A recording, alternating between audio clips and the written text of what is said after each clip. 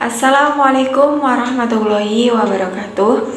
Bismillah, alhamdulillah, wassalatu wassalamu ala rasulillah, la hawla wa la quwata illa billah, amma ba'du.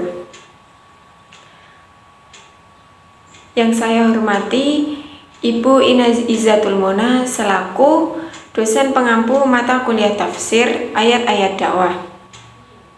Di sini saya Uli Nikmah dengan nomor induk mahasiswa 430 20 200050 akan sedikit memaparkan tentang hasil ujian akhir semester saya, di mana saya harus menjelaskan tentang perintah dakwah, metode-metode dakwah, serta tujuan dakwah menurut salah satu ahli tafsir. Baik, mari kita mulai.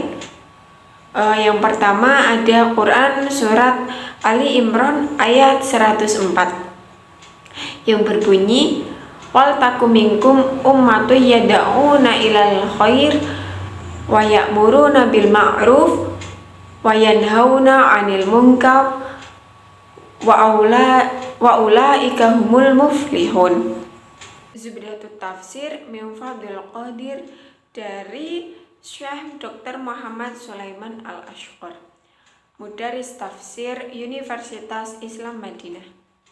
Wal takum minkum ummatun, dan hendaklah ada di antara kamu segolongan umat, yakni hendaklah segolongan di antara kalian yang senantiasa mendirikan kewajiban berdakwah, memerintah kebajikan dan melarang keburukan.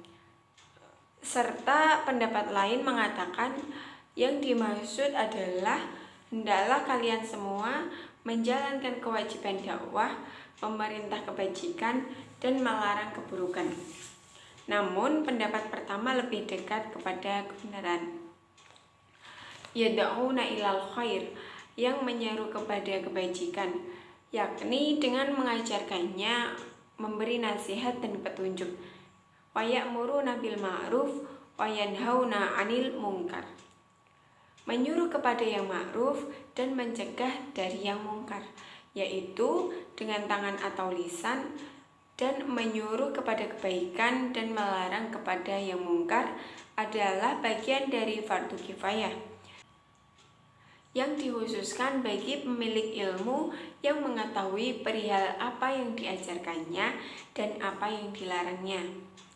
Wa aulaika, mereka itulah, yakni golongan yang menjalankan apa yang disebutkan, humul muflihun, orang-orang yang beruntung, yakni orang-orang yang mendapat kehusukan dengan keberuntungan.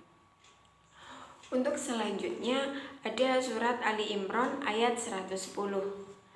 Sering dijadikan dalil bahwa umat Islam merupakan umat terbaik. Allah Subhanahu wa taala berfirman, kuntum khairan ummatin ukhrijat linnasi ta'muruna bil ma'ruf wa tanhauna 'anil munkar wa tu'minuna billahi walau amana ahlul kitab likana khairul mu'minuna aktsaruhumul fasiqun. Yang artinya, kalian adalah umat terbaik yang dikeluarkan untuk manusia, menyuruh kepada yang ma'ruf dan mencegah dari yang mungkar, juga beriman kepada Allah Subhanahu wa taala. Sekiranya ahli kitab beriman, tentulah itu lebih baik bagi mereka. Di antara mereka ada yang beriman, namun kebanyakan mereka adalah orang-orang yang fasik. Ketika menafsirkan ayat ini, Ibnu Jarir At-Tabari menghimpun paling tidak dua pendapat mengenai siapa yang dimaksud dengan umat. Pendapat yang pertama menerangkan bahwa yang dimaksud dengan umat adalah orang-orang yang hijrah bersama Nabi Muhammad SAW dari Mekah ke Madinah, yaitu kaum muhajirin. Keterangan ini didapat dari jalur riwayat Ibnu Abbas, dari Sa'id bin Jubair, Al-Suddi dan Ikrimah. Pendapat yang kedua berasal dari riwayat Abu Hurairah dan Mujahid yang mengatakan bahwa umat yang dimaksud ayat adalah siapapun yang memenuhi 3 kriteria utama, yaitu amar ma'ruf, nahi mungkar, dan beriman kepada Allah Subhanahu wa taala sebagaimana yang telah disebutkan dalam ayat yang telah saya bacakan tadi. Untuk surat selanjutnya adalah At-Taubah ayat 122.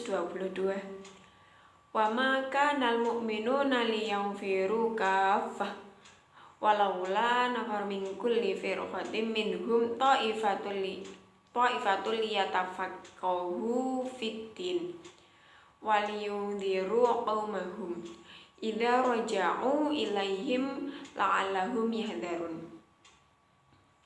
Dan tidak sepatutnya orang-orang mukmin itu semuanya pergi ke medan perang. Mengapa sebagian dari setiap golongan di antara mereka tidak pergi untuk memperdalam pengetahuan mereka dan untuk memberi peringatan kepada kaumnya jika mereka telah kembali agar mereka dapat menjaga dirinya. Tatkala kaum mukminin dicela oleh Allah bila tidak ikut ke medan perang, kemudian Nabi SAW mengirimkan syariahnya. Akhirnya mereka berangkat ke medan perang semua tanpa ada seorang pun yang tertinggal.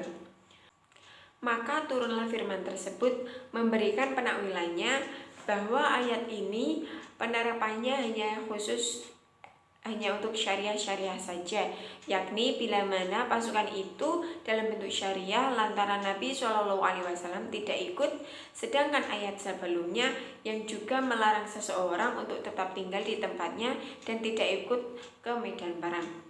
Maka hal ini pengertiannya tertuju kepada bila mana Nabi Muhammad SAW berangkat ke suatu ghazwah.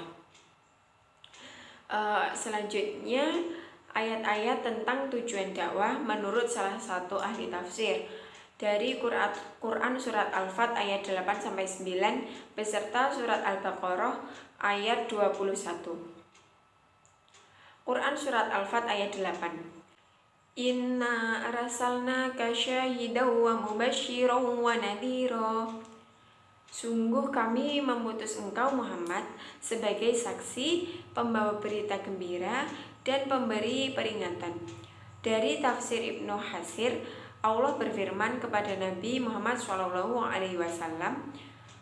Inna arsalnaka syahidan. Sesungguhnya kami memutusmu sebagai saksi, yakni atas semua makhluk, wa mubasyiron, dan pembawa berita gembira, yakni bagi orang-orang yang beriman, wa nadhiron, dan pemberi peringatan, yakni bagi orang-orang yang kafir. Selanjutnya surat Al-Fat ayat 9. La tu'minu billahi wa rasulihi wa tu'azziruhu wa tu'aqiruhu wa tusabbihu bukrata wa aswila. Agar kamu semua beriman kepada Allah dan Rasulnya, menguatkan agamanya, membesarkannya, dan bertasbih kepadanya pagi dan petang. Ditafsirkan dari Jalalain, la tu'minu billahi wa rasulihi, supaya kamu sekalian beriman kepada Allah dan Rasulnya. Lafal tu'minu dapat dibaca liyuminu. Demikian pula pada 3 tempat lainnya dalam ayat ini. Sesudahnya wa tu'azziruhu, menguatkan agamanya, maksudnya supaya kalian menolong agama kalian. Dan menurut suatu qiraat, lafal tu'azziruhu bisa dibaca tu'azzizuhu. Wa tuwaqiruhu, membesarkannya, artinya supaya kalian mengagungkannya. Dhamir pada kedua fi'il tersebut dapat merujuk kepada Allah Subhanahu wa taala atau Rasulnya. Wa tusabbihuhu, dan supaya kalian bertasbih kepadanya, yakni kepada Allah Subhanahu wa taala, bukrata wa aswila, di waktu pagi dan petang, pada setiap pagi dan sore. Pada surat Al-Baqarah ayat 21, Ya ayuhan nas wa'budu rabbakumul ladzi khalaqakum walladzina min qablikum la'allakum tattaqun. Wahai manusia, sembahlah Tuhanmu yang telah menciptakan kamu dan orang-orang yang sebelum kamu agar kamu bertakwa. Imam At-Tabari dalam tafsirnya Jami'ul Bayan fi Ta'wil Quran mengatakan bahwa surat Al-Baqarah ayat 21 ditujukan kepada kelompok musyrik di kota Makkah, kelompok munafik di kota Madinah, dan semua kelompok sosial selain kedua kelompok yang pertama tadi. Allah memerintahkan kepada mereka untuk tetap tunduk, patuh, merendah diri, dan mengesahkannya. Pada surat Al-Baqarah ayat 21 ini, Allah memerintahkan semua itu karena Dia adalah pencipta mereka, nenek moyang mereka, berhala mereka, dan semua yang dianggap Tuhan oleh mereka. Allah seakan mengatakan kepada surat Al-Baqarah ayat 21 ini, Tuhan yang menciptakan kamu, bapak kamu, kakek kamu, dan semua makhluk selain kamu, itu adalah zat yang sanggup memberikan mudarat dan manfaat kepada kamu. Dialah yang lebih layak ditaati daripada zat yang tidak pernah kuasa memberikan mudarat dan manfaat kepada dirimu. Yang terakhir ada surat An-Nahl ayat 125. Ud'u ila sabili rabbika bil hikmah wal mau'izatal hasanah wajadilhum billati hiya ahsan. Inna rabbaka huwa a'lamu bima dhalla an sabilihi wa huwa a'lamu bil mu'tadin. Serulah wahai manusia kepada jalan Tuhanmu dengan hikmah dan pengajaran yang baik, dan berdebatlah dengan mereka dengan cara yang baik. Sesungguhnya Tuhanmu Dialah yang lebih mengetahui siapa yang sesat dan dari jalannya, dan Dialah yang lebih mengetahui siapa yang mendapat petunjuk. Mayoritas mufassirin menjelaskan bahwa maksud lafal sabili rabbika adalah al-Islam atau ad-din, tetapi berbeda dengan Ibnu Ajibah yang memaknainya dengan al-Islam, al-iman, dan al-ihsan. Ketiganya merupakan salah satu kesatuan dan tidak bisa dipisahkan dalam agama, sehingga perbedaan tersebut tidak berdampak kepada esensi tujuan berdakwah. Pada ayat tersebut juga disebutkan prinsip umum tentang metode dakwah Islam, yaitu dengan hal hikmah, al-mau'idah, al-hasanah, dan al-mujadalah al-ahsan. Menurut Wahbah Az-Zuhairi dalam tafsir Al-Munir, makna al-hikmah berarti perkataan jelas dari dalil yang terang dan dapat mengantarkan kepada kebenaran dan menyingkap keraguan. Sedangkan makna al-mau'izah al-hasanah adalah nasihat pelajaran yang baik serta perkataan yang santun. Dan al-mujadalah al-ahsan adalah etika berdiskusi ataupun berdebat dengan cara yang santun, ekspresi wajah yang ramah, menggunakan argumentasi yang paling kuat, dan pendahuluan yang sudah umum terjadi. Sekiranya cukup sekian yang dapat saya sampaikan, kurang lebihnya mohon maaf. Wabillahi taufiq wal hidayah, waridho wal inayah. Wassalamualaikum warahmatullahi wabarakatuh.